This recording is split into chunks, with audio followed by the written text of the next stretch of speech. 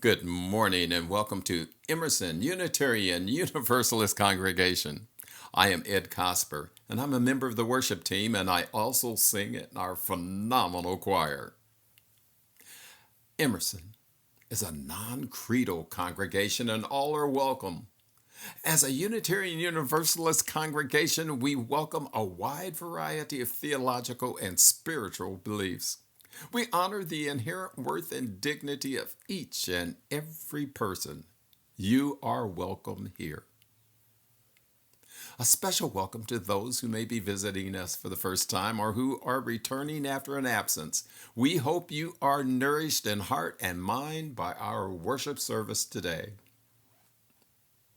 Now, please refer to the order of service for a list of today's scheduled activities, what we call second hour activities starting at 11:15. And check for those Zoom locations. And you can check events and announcements of upcoming activities. In the spirit of community, please take a moment to think about those we love, the hugs we miss, the bucket of smiles we long to see, and think about those loving intentions we send out into the world and to our Emerson family.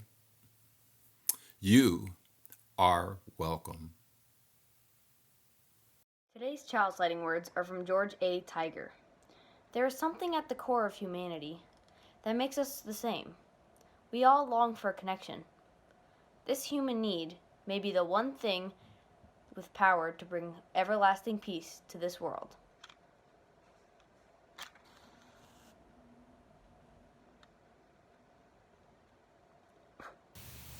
Good morning. Being independent and thinking for yourself is a wonderful thing. When I heard that as a Unitarian Universalist, I could explore any religion I wanted and not really attach to any one, and even still enjoy some or all of the beliefs I was brought up with, I was very interested. But as wonderful as self-discovery and self-rule is, it also comes with a lot of responsibility. When things go wrong, you can't really blame your religion since you chose it. It all comes back to you. That's why it's so very important to have help along the way. Discovering and getting more in touch with your spirit animal can give you that extra bit of confidence, that extra lift when you might feel like giving up or afraid you're on the wrong path. Knowing your spirit animal can help guide you to the places deep inside you where you know you have untapped potential and qualities that you are sure are there, but you just can't quite access them. They may help you see qualities you didn't even know you had. They can lead us to the places inside of us where we have special gifts locked away and help us to unlock them and realize more of our potential and who we really are.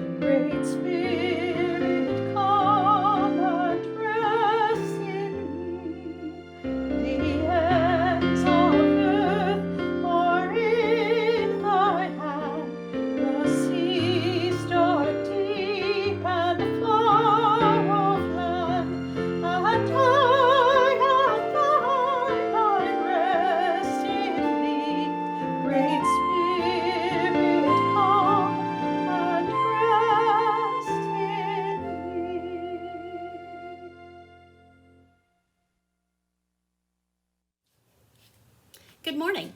My name is Beth Klein, and I serve Emerson UU congregation as your Director of Religious Education for Children and Youth.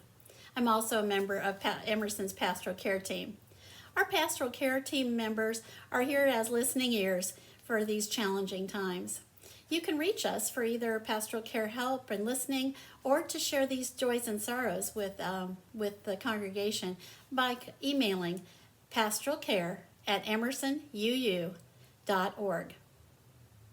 At this time in our service every Sunday, we share the joys and sorrows, those personal ones, with the congregation. As I share today's joys and sorrows, I'll light a candle for each one. Each Sunday we also light our vigil candle. It's here behind me. Its light represents the light of hope for a peaceful resolution of all conflicts on our planet, and it honors the dedicated people who serve us, including those in the first line of defense with the COVID-19 virus. Today I will share our joys and sorrows with you. And I only have one, a message from Star's story. Star shares that her dear husband Alan died last Sunday morning. She is surrounded by family now. We ask that you please light a candle or send a prayer for Alan's peaceful passage and Star's heart to be filled with gentle love. We know that there are other joys and sorrows left unspoken today. As I light candles for them, please feel free to speak aloud the name of anyone you're holding closely in your heart at this time.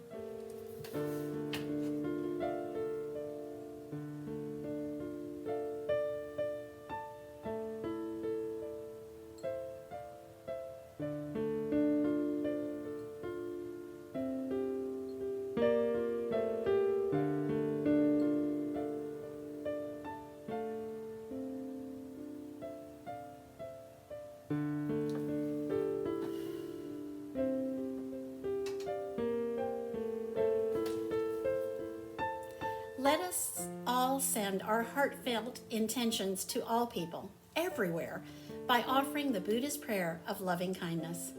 The words are projected here and also printed in your order of service. Please join me. May all beings be filled with loving kindness. May they be well in body, heart, and mind. May they be free from harm and suffering. May they be at peace. Blessed be. Hello, friends. This week we are discussing spirit animals, and when the topic came up, I was immediately reminded of one of my favorite stories, and that's the Jungle Book. Now, there are many tellings of the story, but the basic idea is that a child is lost in the woods and raised by animals. I'm pretty sure everybody has heard the saying, "It seems like you've been raised by wolves." I don't mind that so much. I always loved the idea in the Jungle Book that Mowgli found everything he needed from the animals in the forest.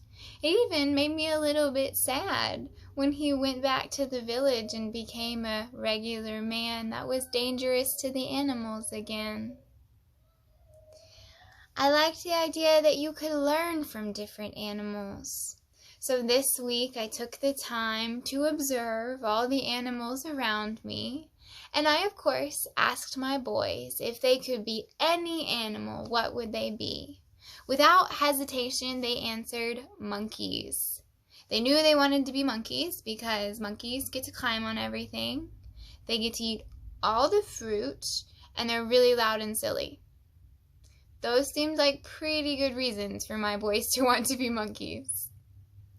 I thought long and hard about all the animals I knew. I thought about what it would be like to be a tortoise with such a long, slow way of living through life, or a great blue whale. And then I thought what it would be like to be a hummingbird moving so fast, or a field mouse where everything is so big. I learned a lot from animals this week. I gathered the council of stuffed animals here to see what kind of animal identities we had represented in our household. I decided that I'm going to be more playful, like puppies. I'm going to be more brave, like lions. Let's see, what else do we have here? Totoro's not an animal, but Totoro's got some pretty good characteristics. What else do you see? I'm going to sing like a bird. I'm going to be loyal like a dog. One time my best friend told me that I reminded her of an Australian shepherd.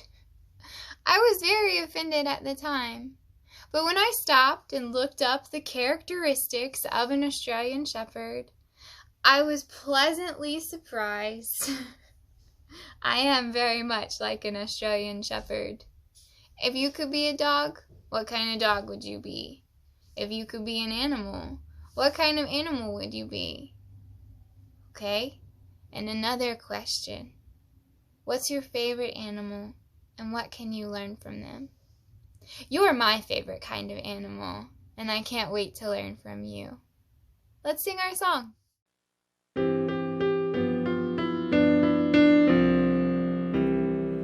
Love is the doctrine of this church. The quest for truth is its sacrament, and service is its prayer. To dwell together in peace, to seek knowledge in freedom, to serve humankind in fellowship. Thus do we covenant with each other. Thus do we promise to each other.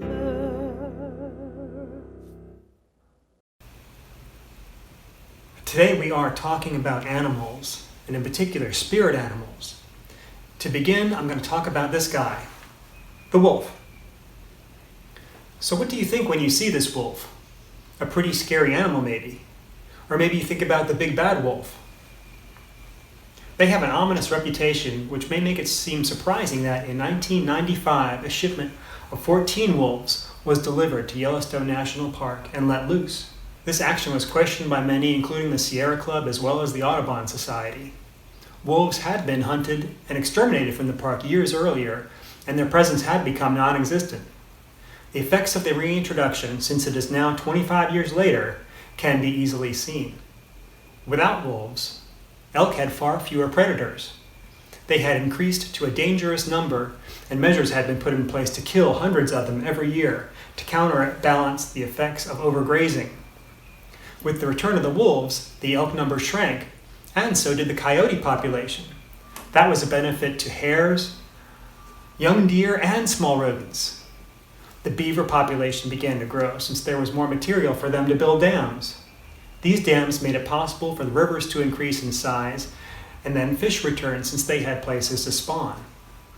The dams held water which helped control erosion, and many of the trees and undergrowth returned, creating a better habitat for wild birds, whose numbers had increased because of the population of the coyotes and the foxes had become more balanced. The watershed of the area became much healthier for the entire park, which created a newly inviting habitat for moose, otters, mink, wading birds, waterfowl, fish, amphibians, and actually more. So why do you think I started off my talk about spirit animals with this story? Before you meet your spirit animal, it's a good idea to be aware of the fact that every animal and insect in our environment is here for a reason, and that removing even one from the equation can have catastrophic effects on the environment, as well as the remaining species. It is tempting when considering what one spirit animal is to assume that you might have a lion or a bear. When you hear how much a beaver can affect things, or find out how incredibly clever some insects are with their survival instincts, it makes it easier to accept the fact that the animal you meet as your spirit animal could be something a little bit more humble, but every one of them can help you learn something if you're open to it. The other reason why I chose to tell that story about the Yellowstone wolves is that it's a really good example of the interconnectedness of all things that Reverend Deborah mentioned last week. Meeting your spirit animal and developing a relationship with it is a wonderful way to remind ourselves that we are indeed connected with the animal world and they're connected with us. So, who gets to have a spirit animal, you might be wondering? Everybody gets one. It doesn't matter how old you are. You could be an adult or you could be very young. Everybody gets a spirit animal. So when I was 4, speaking of being very young, this was my favorite stuffed animal. I named him Peter the polar bear. I had several animals. I think I had a Snoopy, maybe a rabbit, but Peter was my favorite. I played with him every day.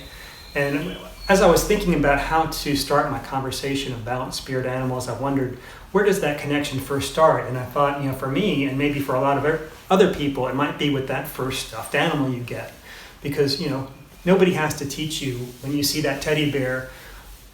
You don't have to be taught how to love him. You just know right away that you do. And that somehow having them around makes you feel a little bit better, maybe a little bit more complete. It just gives you a little bit more confidence.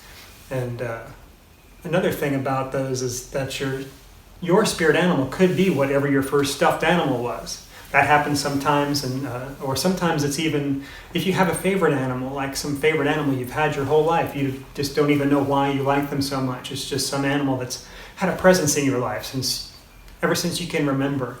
And maybe you have pictures of them or you collect figures of them. Then there's a very good chance that could be your spirit animal. Even though the idea of a special personal animal is a Native American one, they don't actually use the term spirit animal. They call it animal totem, an animal who chooses you or you choose it to get guidance and knowledge to help you through life.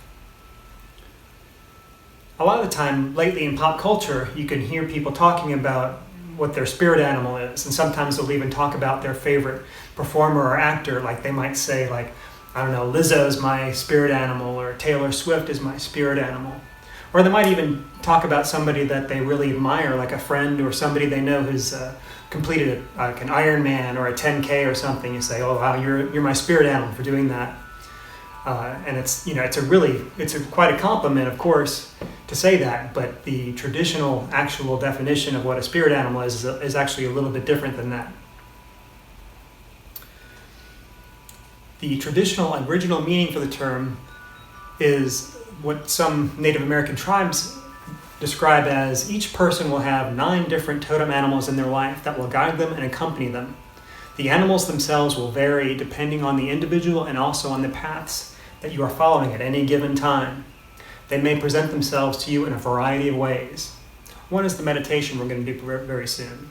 There is another way that you can do if you want to try something quick, and that's try some of the online quizzes. There's quite a few of those, and they're fun to do, but they're a little pre-packaged. I don't know, the meditation we're going to do is a little more organic, but you can try those quizzes. They're fun to see what they assign you, but they kind of have, I think, set answers, but fun to check out. And also in current pop culture is HBO's series His Dark Materials. So far, out of all the things I've seen, movies where they depict anything that's like a spirit animal, this one's the best one I've seen so far. So that's something you might want to check out. Exploring spirit animals is a wonderful way to connect with nature, because sometimes it's easy to forget that we're connected to nature because everything is put for our convenience. Everything seems to just be there for us, to just be these receivers of gifts all the time, and just to get stuff from nature all the time and forget about the fact that we're actually a part of nature as well. So it's a good opportunity when considering your spirit animal to get a little bit closer to nature and remember your connection with it and how you may impact it and things that you do from day to day. Seeing one of my spirit animals in our backyard makes me think twice if I think about using some kind of harmful pesticide or cutting down a bunch of trees. I'll think about them and think, well, maybe I won't do that. And so it's just something that gives you that extra little reminder about nature being out there and the things you could do or maybe not do. And when catastrophe or very challenging news happens, knowing your spirit animal may help you. There is a window of time when we get to decide for ourselves how we're going to react to something. When something very challenging happens, it can't be helped. Life is full of unexpected challenges that come at seemingly random times throughout our lives. Right when one of these challenging things happens, like surviving a weather-related disaster or maybe an auto accident, or even just sometimes seeing an upsetting news story, shortly after you experience this challenge, this sort of like attack on your peaceful life, you get to choose how you're going to react. One person may react calmly and come up with a plan and explore options and see what they can do about it. They might stay in contact with important people in their lives who could offer support. They might identify themselves as a survivor and not as a victim. They might try to use positive emotions and laughter, or maybe find positive meaning from the trauma. They might even seek out others who went through the same thing and help them in their healing process. But the most important thing to remember is to believe that you can manage your feelings and that you will cope. On the opposite end of the reaction is a person who may feel like a victim, or they might get incredibly furious at the circumstances and start focusing on who needs to be blamed. Any reaction you have does not affect the original thing that happened. This bad thing has still occurred. What comes next, though, is greatly affected by how you chose to react in the first place. Studies have shown that those who do the first things I mentioned are much less likely to experience PTSD.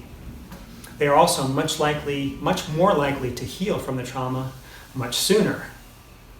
So how do we manage to have that best reaction at a time like that? Knowing your spirit animal can be very helpful. As soon as the bad thing occurs, consider your spirit animal and think about their qualities. Animals are survivors. Every animal has survival instincts that you could benefit from. They include protecting territories, using camouflage, teamwork, sharing resources, fleeing from danger, and surprising means of intimidating their enemies. Once you know what your animal is, I encourage you to just do some research and find out what they do in order to survive. Knowing the kinds of strengths they have and the types of things they do can help you to realize that you have survival instincts of your own, and that no matter what comes your way, you will figure out a way to endure it and get to the other side of it and make it better. Okay, well, I think that's enough of an explanation. That's the most important things I can think of to share with you about having a spirit animal before we do this meditation. And I think you're ready. So there are many ways to meet your spirit animal, but this meditation is the way I met mine. These meditations vary in the actual imagery, but there's always a few basic elements, and there's always one part of it that is very important, and that is drumming. So thank you, Mark Cobb, for offering to do our meditation drumming today, and also to Bruce King for providing additional music. So I'd like you to find a comfortable position to sit in and relax, and then we'll be on our way to meeting our spirit animals.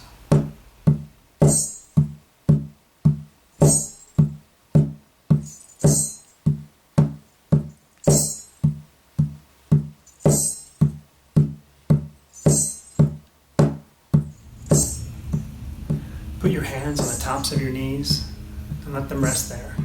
Take a deep breath in, exhale, and now let your eyes slip closed or half closed if you prefer. Do a scan of your entire body and notice any particular areas of tension, and take a second to just relax those areas. Now, bring your attention to your feet and slowly send relaxation there and move upwards.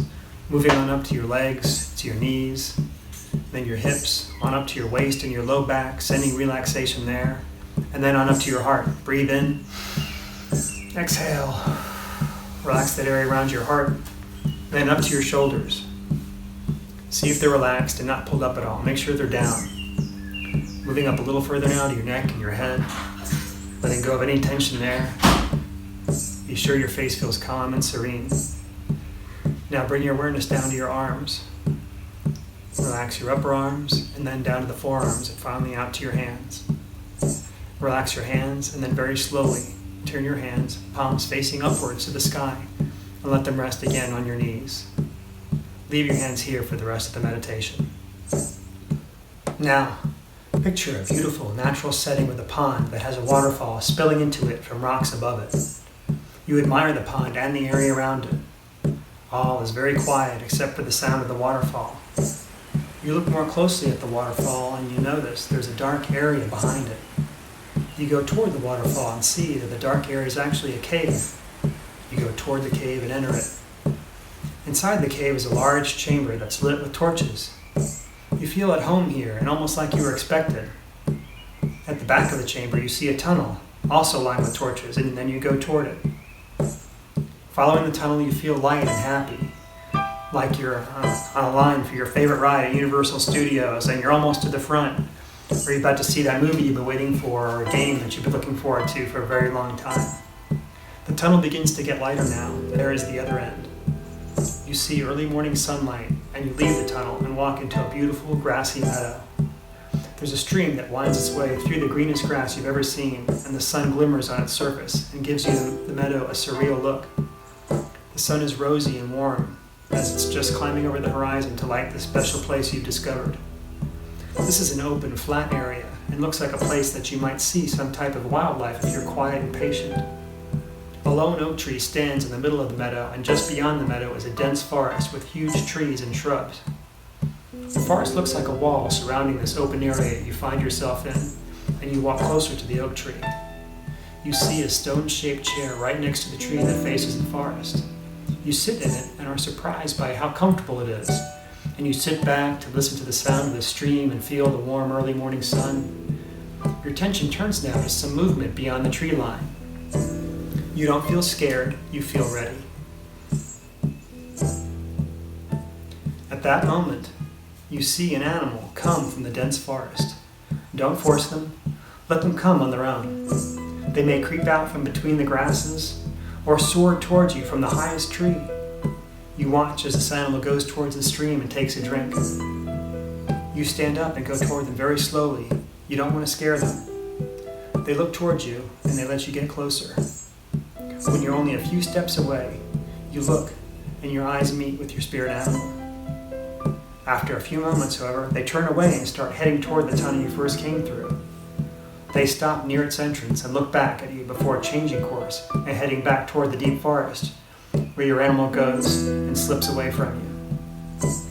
It's all right that your first encounter was only a brief one. You've only just met, and it may take a while to develop your relationship with them. You head back towards the tunnel, enter it, and go back the way you came. You reach the waterfall and go back out to the pond you saw at the beginning.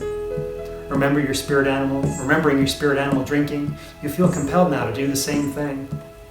You reach down to scoop water out, and when you look at your reflection, you see behind you, in the rippling water, the image of your spirit animal is there.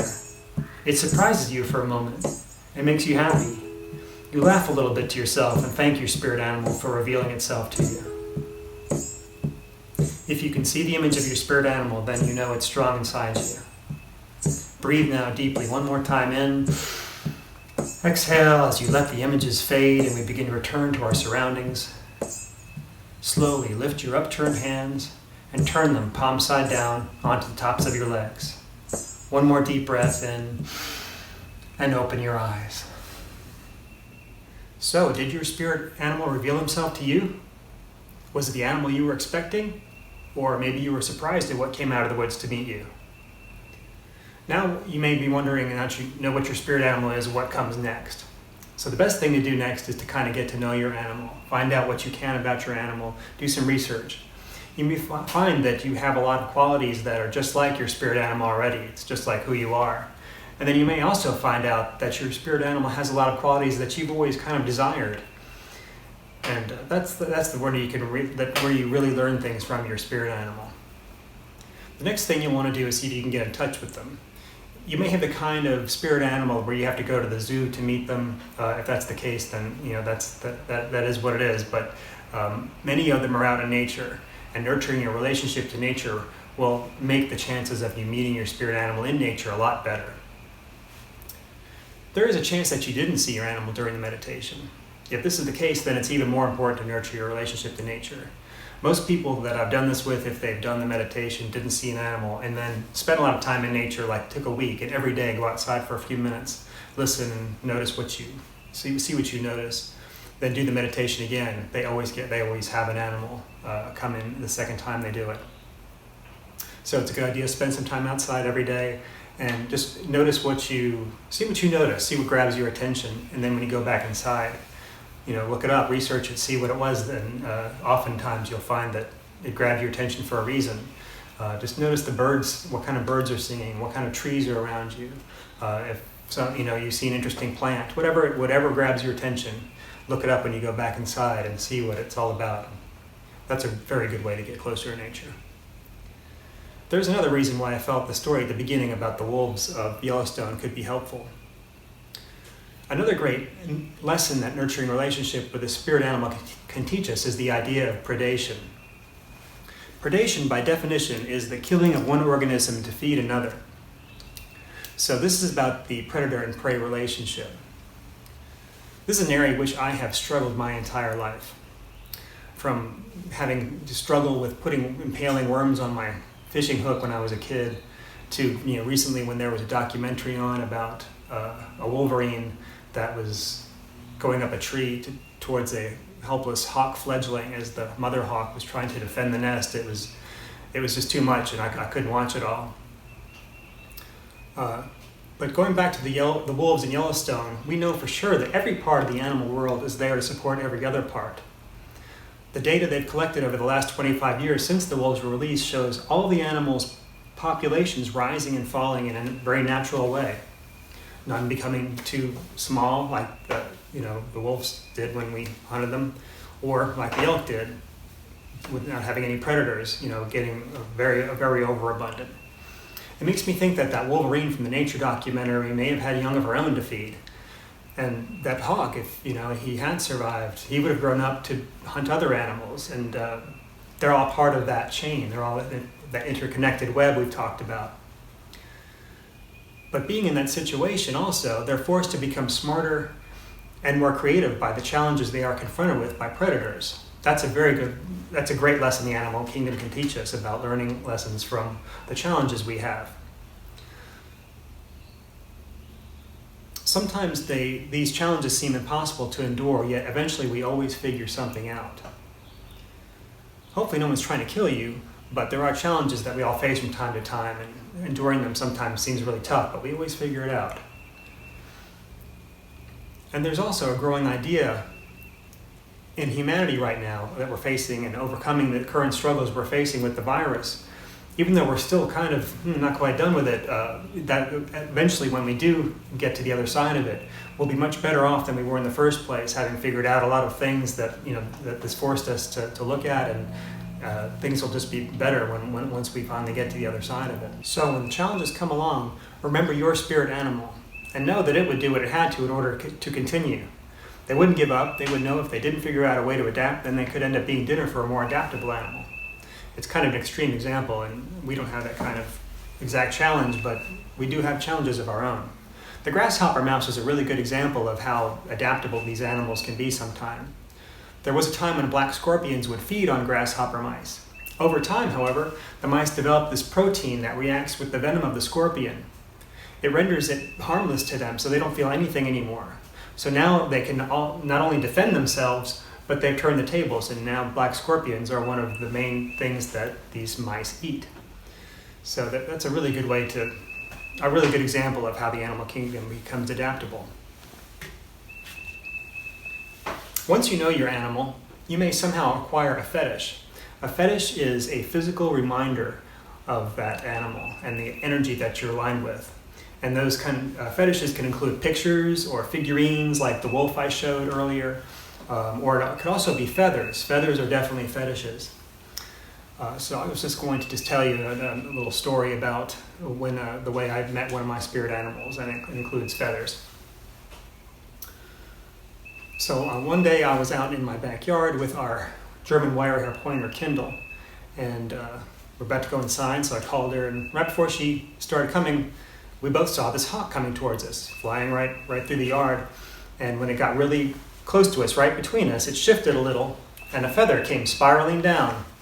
And she watched it, Kindle watched it, it came right in front of her face, and she jumped in the air and grabbed it. She walked up to me, and she handed it to me.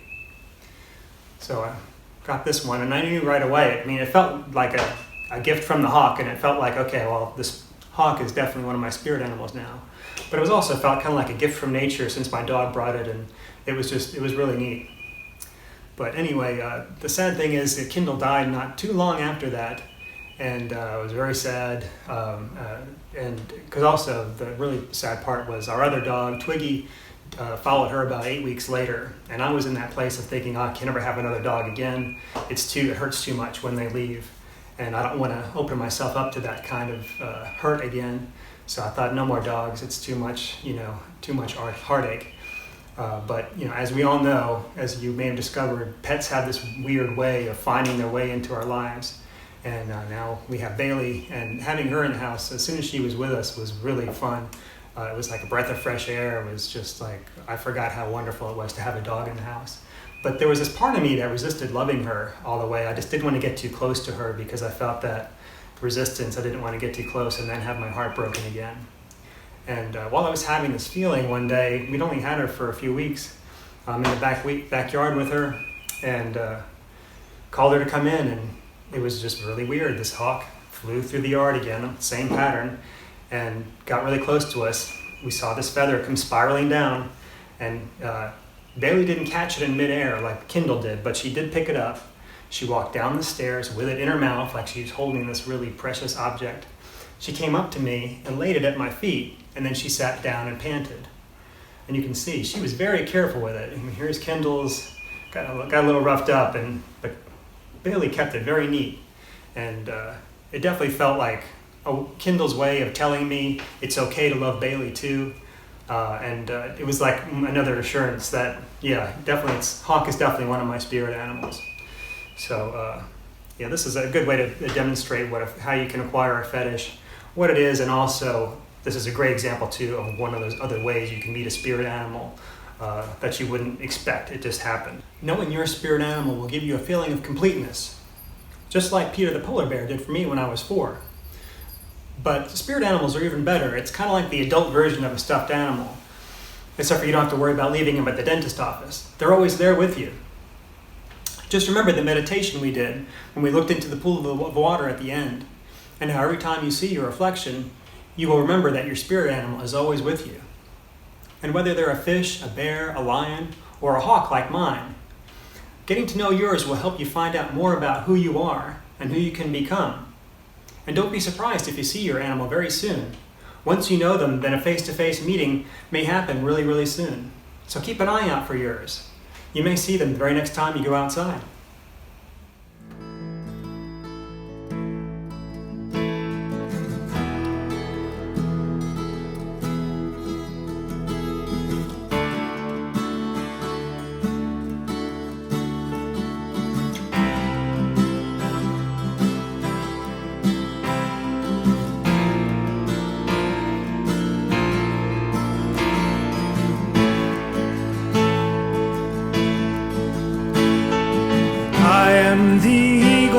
I live in high country, in rocky cathedrals that reach to the sky. I am the hawk, and there's blood on my feathers, but time is still turning, they soon will be dry. And all those who see me, and all who believe in me, share in the freedom I feel when I fly.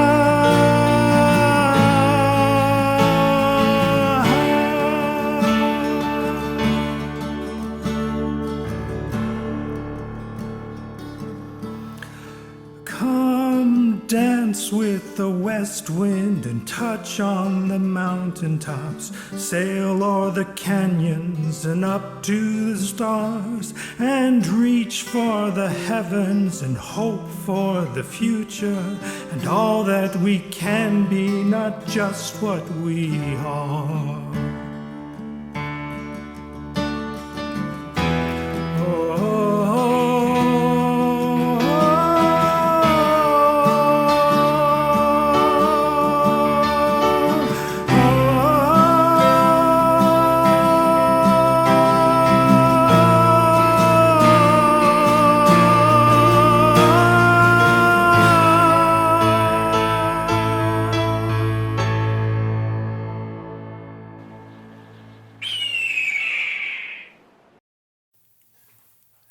As our worship service comes to an end, we hope that you will be leaving feeling nurtured in heart and mind by our time together. We invite you to conclude your time of worship with one final act. As you are able, please affirm your support for the sustainability of this congregation and the ongoing ministries that we share through a monetary offering. When we give, we say yes to something we value. We sincerely hope that you have found great value here today and will return again and again to worship and to join as a community working for positive change in the world. Methods of giving are being shown on the video screen at this time. Thank you for all you do to make Emerson a truly beloved community.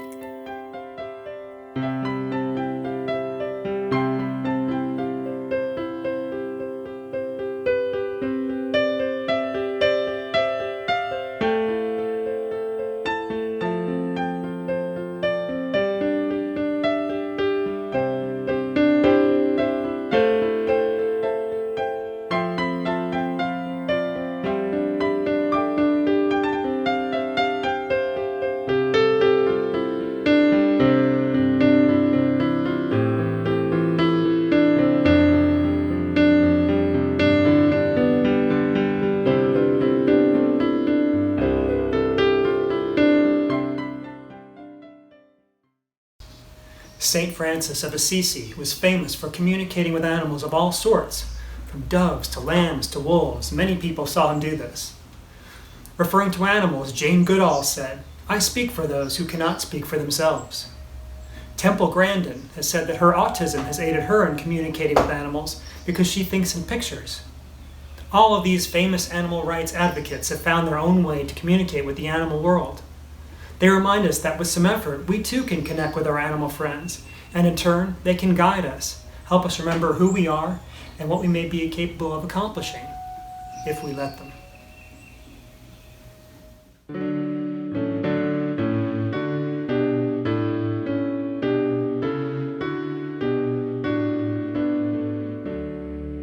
Blessed Spirit of my life, give me strength through stress and strife. Help me live with dignity. Let me know serenity. Fill me with vision. Clear my mind from fear and confusion. When my thoughts flow restlessly, let peace find a home in me. Spirit of great mystery, hear the still small voice in me. Help me live by wordless creed, as I comfort those in need. Fill me with compassion, be the source of my intuition. Then when life is done for me, let love be my legacy. We extinguish this flame, but not the light of truth, the warmth of community, or the fire of commitment. These we carry in our hearts and out into the world until we are together again.